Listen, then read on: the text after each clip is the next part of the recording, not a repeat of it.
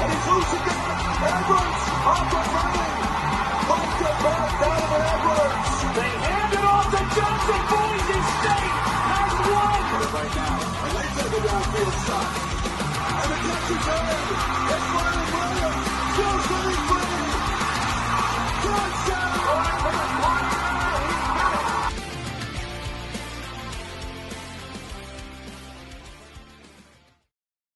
Alrighty, everybody. Welcome back to another episode of the Gridiron Uncensored podcast. Grateful to have you guys listening. And of course, we are rolling along with our season previews, and we're all damn near up to our necks in the Big 12 here. We're almost done. A couple more teams left, and TCU, you are on deck. And right now, you guys have some hope. You got a nice quarterback position. Where can you go this season? What can you do to plus up what you did with a 9-4 record in 2024? Gents, let's just go ahead and jump in. 2024 season, as you mentioned, 9-4. It was a rough start, but they really turned it on in the second half of the year.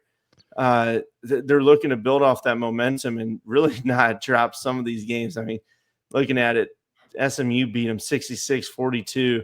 They had a tight one to UCF. Houston was rough. You know, they beat them 30-19, and then they had that tight game against Baylor. But the rest of them, they figured it out. They had a bowl win against Louisiana, 34-3. So, Trev, guys, moving on to 25, coaching staff, anything that changes that's going to help them into pushing for that 10-11 wins that they want. I'm going to say a solid maybe. Because it's really just position coaches that they're making changes on. The two highlights of the position coach changes is Sonny Dykes brought in Julius Brown, who will serve as the cornerbacks coach, and Mitch Kirsch is the new tight ends coach. Those are the two that I highlighted. They did bring in a senior defensive analyst and a few others, but mostly they were to do with the analyst side of things to help the position coaches and coordinators. But those are the two, excuse me, those are the two that I thought bringing in might be able to help with one, obviously the secondary, that maybe coaching up the cornerbacks to be more dominant, maybe give the pass rush a little bit more time. Tight ends coach, you can't go get I think a more integral piece of an offense is the tight ends coach. And having a good tight ends coach that develops tight ends within your program, within your offensive scheme, is absolutely crucial, because the tight end is in some cases and in some offenses underutilized in a lot of ways. Agree. And go ahead. They are definitely going to need that position because they're very unproven at wide receiver this year. They lost a lot of talent on the outside. And if they want the quarterback's success to continue, they got two transfers coming in. I know you're about to talk about that, but they're going to have to step up and make big plays. And Hoover is going to have to cut back on the interceptions. Yeah, agreed on all points, guys. And I mean, solid additions from what it looks like on the staff. Nothing crazy. You mentioned. No massive offensive coordinator, defensive coordinator, nothing like that, but solid additions.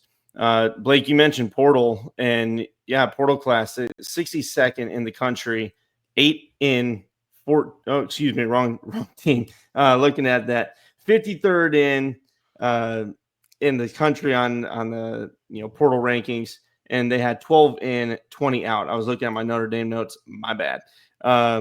So going through it, looking at some of the guys out of the portal, some of the guys that I had for keys in, Kylan Jackson, a guy named Pimpton, baby.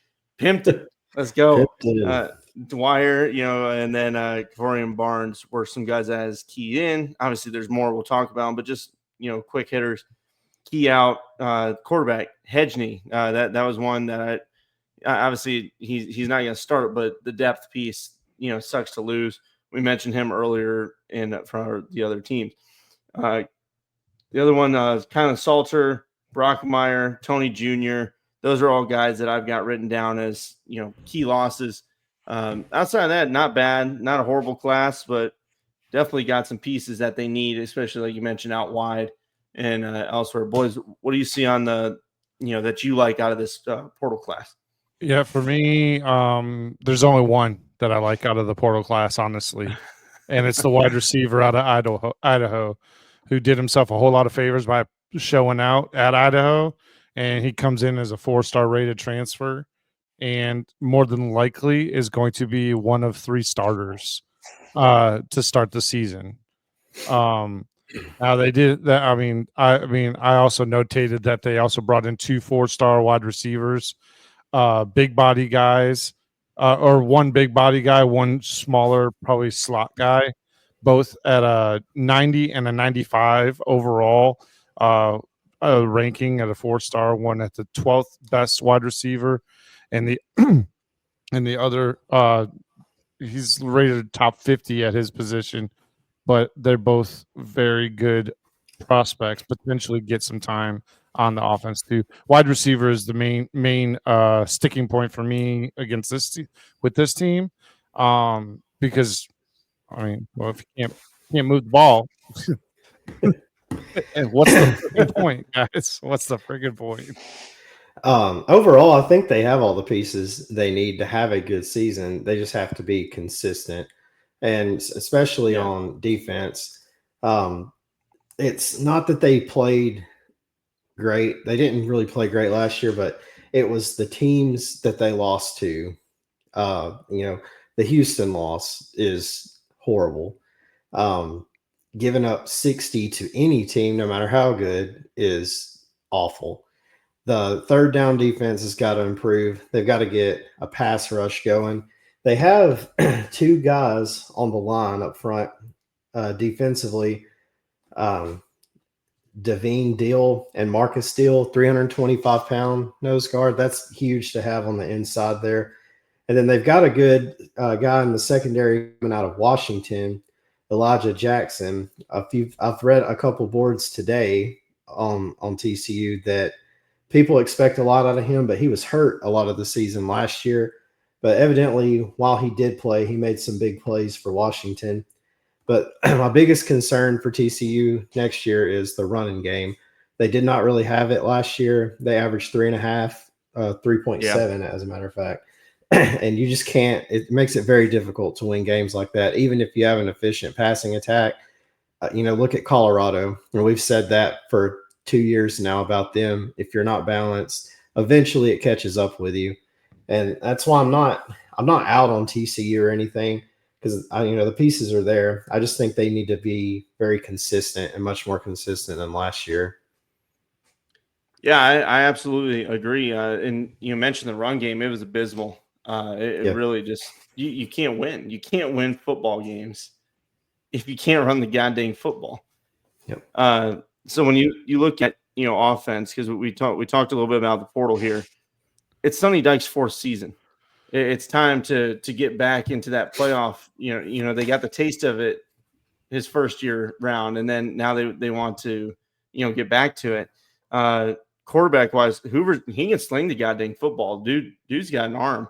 Like you said though, early on, dial back the interceptions a little bit from trying to even drop from 11 to 8.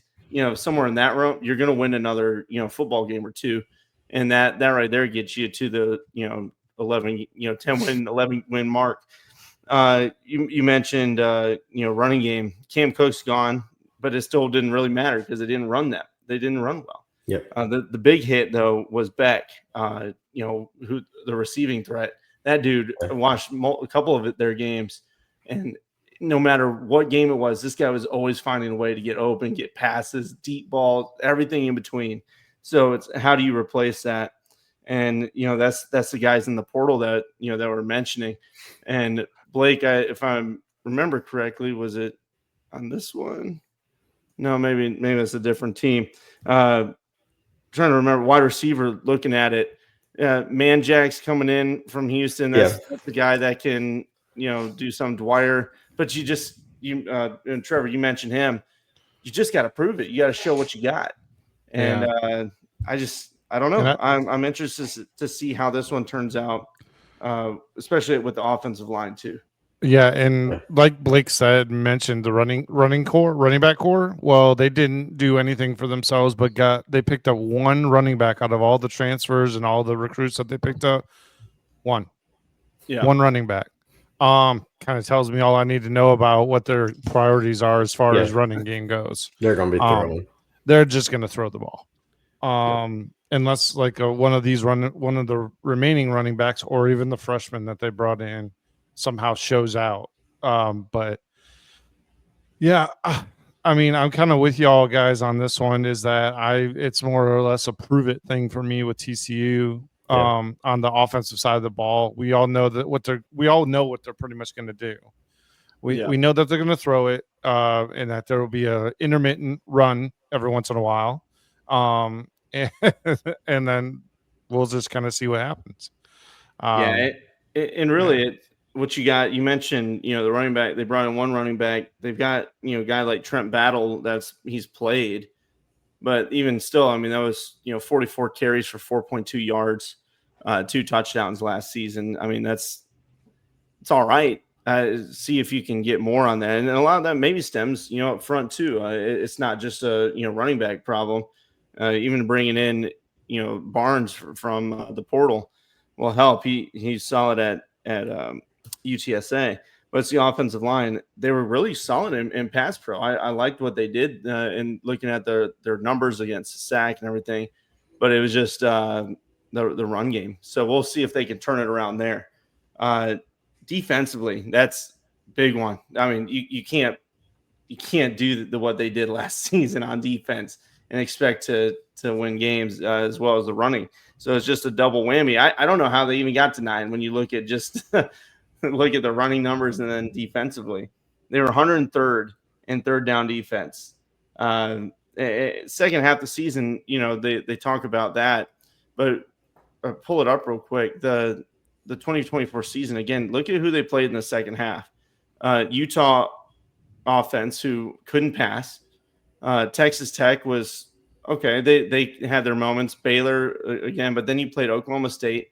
They were horrible. Arizona was horrible, and then Cincinnati. So it's like you look at yes, there was a turnaround, but who did they play to?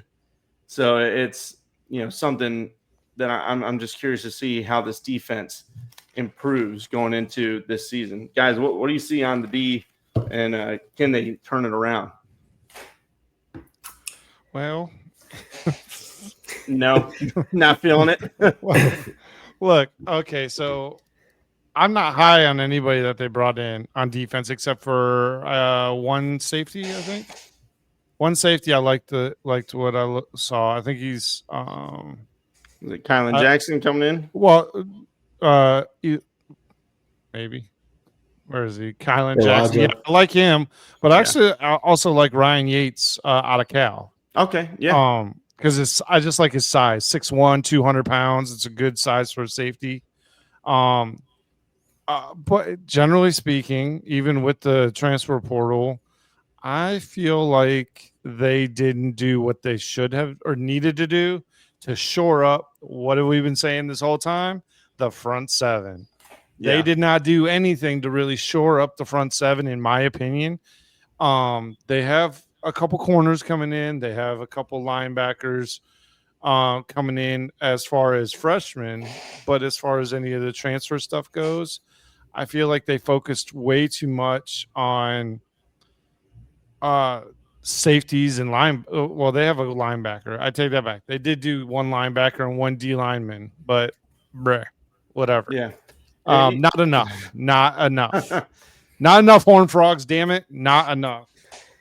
I think they've got the pieces to do it. It's just proving it. I mean, that's all it is with this team. I think my whole thing is the depth is just not there on TCU like other teams may have. I agree with that. Like I said, their biggest thing for me is the running game, and then defensively, just the third down consistency. You've got to get off the field. Yeah. They had moments just like a lot of other teams. You can hold people all day, and then they get to the third down, and it's like when you're playing the game. Even you can stop them, and then the third down they just get it, and it's rough. It kills you. I mean, it absolutely is. Then, defensive line, they've got production back from last year. But again, that good production, you need these guys to take a step. They did add a depth piece, which is fine. Linebacker, I thought, was actually probably the strongest part of their defense last year. Considering they did have guys they were flying to the ball, they're all over the place, and they had to be. So you got Obiezer coming back, and then Elam Zor are both their linebackers that look really solid, and then the secondaries, they've got experience, but it doesn't matter if you got experience if your defensive front can't do it. And we mention it every time. So we'll see what happens when it comes down to it. But they did. They added some pieces. It's not a bad class at all. You're just hoping that these guys all gel together and really step up for TCU. Guys, let's go ahead and look at the schedule. Unless you got something else, pump it over here. 2025. Where you at? There it is. All right. So looking at it, they first up, baby, you get to play Bill Belichick and his girlfriend. So that'll be interesting. Really, I don't know what the hell to expect from this North Carolina squad. We haven't gotten to the ACC yet. They're coming up, but TCU, be ready for it. We'll see what happens. Then you get a bye week, Abilene, and then you're into really a meaty middle section here, boys. To me, there's only one sure win on this schedule, and that's their third week in Abilene Christian. Every other game, I would say, is 50-50. Yeah, they got a rough schedule. Let's see here. God bless. On the road at Arizona State, at Kansas State, Baylor's going to be a handful, at West Virginia, at BYU, at Houston, at North Carolina. I mean, they're playing all their toughest games on the road. That's brutal for a Big 12 schedule. Yeah, in SMU as well. I mean, yeah, and it really boils down to what teams are going to, improve. Houston, we expect them to have some improvement there. Same with Cincinnati, but how much? BYU, I know they've got that 10 next to their name and all this stuff, but there's a lot of shit going on in that program right now with the quarterback situation. I don't trust them, so maybe there. Iowa State, you mentioned it. And then West Virginia, which is a total wild card. By that time in the season, I almost expect West Virginia to be pretty damn good because they're finally all getting the reps together. So, and it's in Morgantown. And say what you want about Rich Rod, that dude knows how to coach. Yeah, so God help you, TCU, on that road one, especially after playing Baylor. The more I look at this, guys, let's pull up the numbers real quick because it escaped my mind. Sorry, I'm a little off on this one just because it's been a long fucking week. But TCU over under 6.5, and I can see why. And I'm not putting the team down, but you look at the schedule and just the way the Big 12 is. It's tough. Week in and week out, it's going to be hard. Numbers, again, 6.5 over under. Returning production is 64, which is good. But their S&P plus number is actually solid too at 29 in the country. So they've got the pieces. They've got the recruiting's been solid. Like all these things going on. It's just, can they put it all together and can they avoid the damn slip ups like they had last year? Yep. And again, Hoover bringing it down just a little bit on the interception. Yeah. First, I'll say is no, they can't avoid the slip ups. They will not. But I will say that if they can beat North Carolina and beat SMU, then I will take the over. If they lose either one of those games, I am taking less than 7 wins. They will be 6 wins or less. Yeah. Blake, what are you feeling? I think it's the number is pretty spot on. Because a lot of the teams on that schedule, I think they're going to be better. And TCU, there's just too many questions. If they can fix the turnovers and the third down defense, I could see them getting 7 wins or more. Technically, I just don't know what 7 teams, because when you start going game by game, there's an argument either way. That's why I think it's all 50-50. So the 6-6 is pretty spot on. Right. And a lot of the teams on this list that they're playing on this schedule, home or away, doesn't really matter. All of them we've covered at some point in time or another. We've looked at them, and they are all making strides to do improvements to all of the important positions: the offensive line, the defensive front, and skill positions. I don't know. Like Houston, in my mind, I feel like they're a dangerous team this year. Yeah. Personally, I think a lot of maybe not a lot, but I've seen some guys in the realm that we're in also have mentioned them as a danger team. West Virginia, they're going to be good. Kansas State's always a solid team. They always put out a solid squad. Yeah. Reluctantly saying that, but they don't have to play the best team in Kansas, which is great. That's fantastic. Kansas Jayhawks are off the schedule. That's Lawton, Oklahoma is about to set fire. Yeah, no shit. Inside joke for all of you. But hey, listen. But no, seriously. Best team in Kansas not on the schedule. But no, for real. Either way. Just kidding. I don't know. You guys let us know. Let us know what we are missing. I think you guys, the wide receiver piece you brought in, I think there's guys. But even you were talking about turnovers real quick. How many of those are forced because you can't run the goddamn football? So how many extra passes, how many times are you putting your quarterbacks into positions that he shouldn't be in? Forcing a pass, making him try to be the hero. And if Hoover can have some support on that offensive side, then I think this team could push for a Big 12 title. I think they could, but I just don't know if the run game is going to happen for that, that leap to be there. So I'd say I'm probably going to go right at 7. They'll probably win a game they shouldn't. They'll lose, a game they shouldn't, or 2. It just depends. So I guess I'll take it over and hit right at 7. So let us know, TCU fans, where are we missing? What are we not seeing? Because I know we sound pessimistic, but we just got keep it real, and it's a tough schedule. And I need to correct myself from an earlier statement. So just so TCU fans don't jump down my throat, they did bring in 2 running backs, a transfer and a recruit. So I stand corrected. As soon as I said it, I looked down the transfer list. I was like, oh, they're going to jump on that real quick. Because they're the Frogs. Because they're the Frogs. I don't know if this is true or not. It's just a rumor that I've seen going around. And rumor is that they're putting chemicals in the water down in Fort Worth. I don't know if it's true. That's just what I've heard. Where'd you hear it from? I got it. I can't say. Top secret.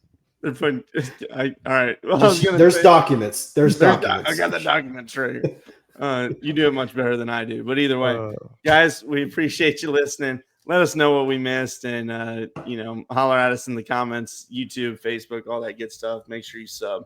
Guys, anything else on TCU before we hop on out of here? It's gonna be a rough season, guys, but don't forget to share this episode. All right, we appreciate you. Have a great night. I got the documents.